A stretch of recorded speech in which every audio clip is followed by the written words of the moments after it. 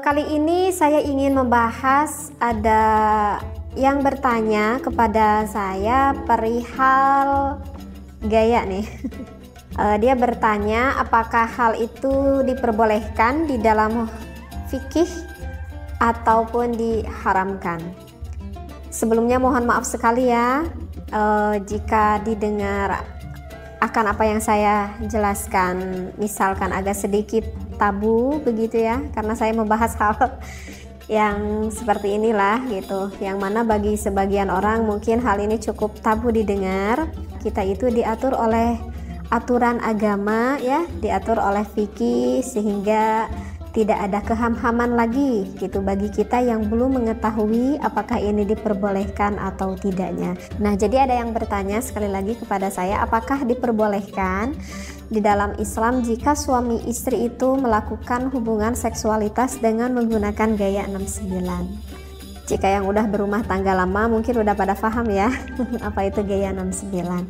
Tapi jika ada yang belum paham, misalkan ada yang belum paham gaya 69 itu gimana sih gitu, misalkan yang baru nikah gitu yang belum paham. Jadi gaya 69 itu adalah posisi sang suaminya di bawah tuh, biasanya bahwa suaminya di bawah dan posisi sang istrinya itu di atas. Tapi tidak seperti itu juga sih terkadang.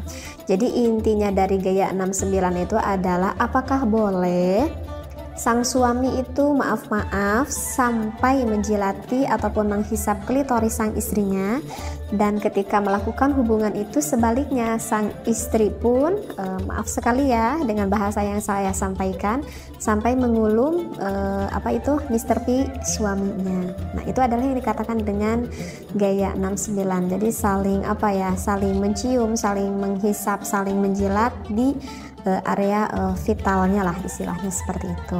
Nah, apakah itu diperbolehkan atau diharamkan? Saya di sini berbicara tentang ilmu fikih, bukan ilmu akhlaknya ya. Sekali lagi saya tekankan, saya di sini adalah menjawab dari ulama fikih, bukan menurut perihal ilmu akhlaknya seperti itu. Nah, kalau di dalam ilmu fikih itu banyak ya sebetulnya saya temui di dalam beberapa kitab seperti itu, yang mana jumhurul ulama itu mayoritasnya membolehkan seperti itu.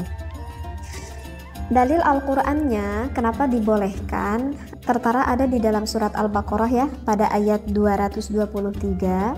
A'udzubillahi minasyaitonirrajim. Nisa'ukum harthul lakum fa'tu harthakum anna syi'tum.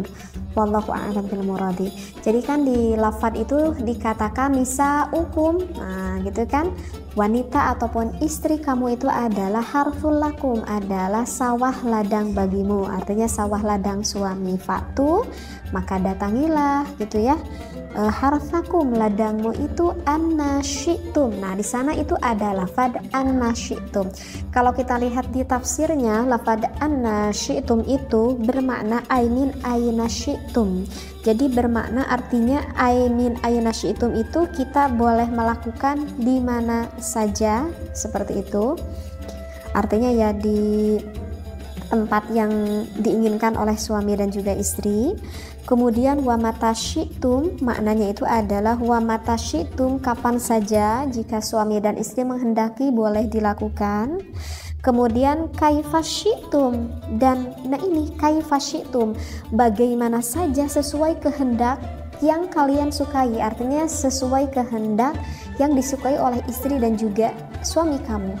Jadi ini yang salah satu dasar referensi ayat Al-Quran yang mana membolehkan kita melakukan gaya 69 itu, karena tidak ada larangan di sana. In kana dzalika min simamin wahidin, jika ada dari lubang yang satu. Nah, di sini adalah penekanan yang jelas asal masuknya itu ke lubang yang satu, yaitu ke lubang vagina sang istri. Nah, jadi dalil Al-Quran ini yang menunjukkan bahwa suami boleh bersenang-senang dengan istrinya dengan gaya apapun selama suami dan istrinya itu saling suka, saling meridhoi, tidak ada keterpaksaan antara suami dan juga istri. Nah, itu yang perlu digarisbawahi.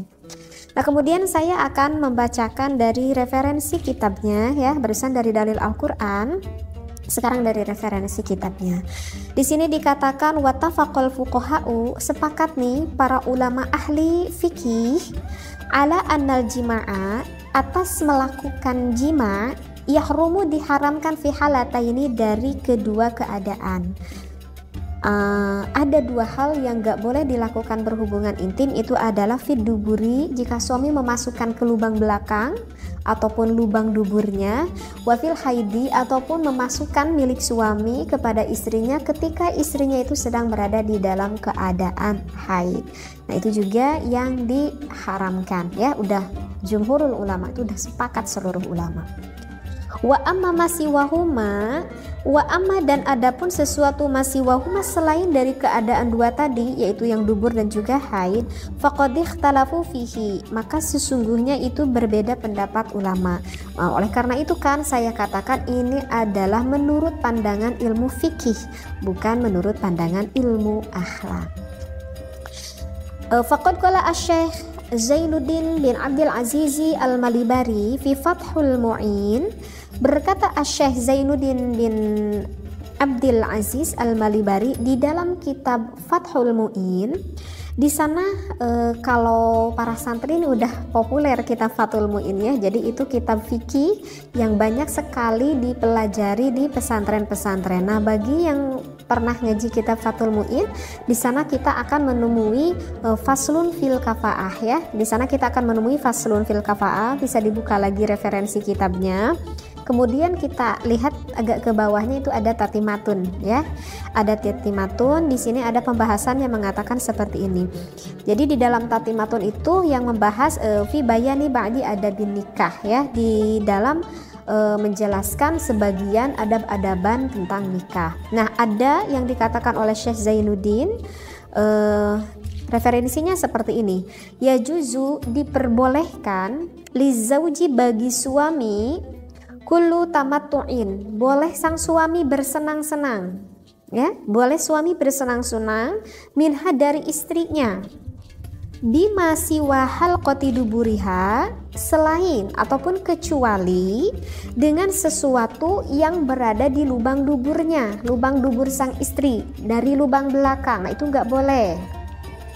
Walau bimasi badriha, nah kecuali nih walau bimasi badriha, yang diperbolehkan itu walaupun sang suaminya itu sampai menghisap klitoris sang istrinya. Nah jadi di dalam kitab Fathul Mu'in yang berkata Syekh Zainuddin bin Abdul Aziz, di sana dikatakan hukumnya diperbolehkan sang suami menghisap klitoris sang istrinya. Nah begitu juga sebaliknya, sang istri juga diperbolehkan untuk mengulum milik sang suaminya yang kita kenal dengan gaya 69 ini gitu ya. Nah jadi bagi sang suami ataupun sang istri, jika hal itu memang dianggap diperlukan dan saling menyukai, maka tak perlu ada keraguan kalau berbicara di dalam ilmu fikih, ulama di dalam mazhab Imam Syafi'i memperbolehkannya, dengan syarat sang istri dan juga sang suami saling suka ya, saling meridhoi seperti itu. Kalau misalkan istrinya nggak mau gitu, kalau misalkan pengantin baru gitu ya, itu kemungkinan kebanyakan para istri tuh nggak mau gitu ya, karena mungkin agak jijik juga gitu ya, dan merupakan hal yang sangat di luar bayangan mungkin, sehingga nggak mau melakukan hal itu. Nah tetapi kalau misalkan dengan berjalannya waktu dengan sedikit suami merayu begitu ya, kebanyakan sih wanita tidak akan merasa keberatan sih seperti itu. Nah saya tidak tahu ya bagaimana yang dirasakan oleh suami dan juga istri Anda di rumah gitu ya. Cuman kebanyakan gitu kalau saya dengar gitu seperti itu. Cuman sih yang perlu diingat ya, di dalam berbagai gaya gitu ya, di dalam berbagai gaya ini sih sebetulnya ya memang tak perlu diajarkan juga ya. Maksudnya tak perlu diajarkan karena dengan instingnya nanti suami istri juga sih akan memahami apa yang dia inginkan sebetulnya. Jadi yang ingin saya titik beratkan di sini itu adalah bukan gayanya itu sih sebetulnya, tetapi hukumnya itu apakah diperbolehkan atau tidaknya. Jadi yang ingin saya sampaikan bukan gayanya tetapi hukumnya. Nah, kalau bertanya hukumnya di dalam fikih ya diperbolehkan. Dan harus diingat ya, wahai para suami dan juga istri, di dalam melakukan berhubungan seksualitas itu merupakan ibadah ya, itu merupakan ibadah bahkan yang besar sekali pahalanya. Jangan dikira ini bukan ibadah, ini adalah suatu ibadah yang besar sekali pahalanya dan banyak sekali kemanfaatannya. Yang namanya ibadah pasti itu akan diawali dengan yang baik, akan diakhiri dengan yang baik, dan dilakukannya pun dengan yang baik pula.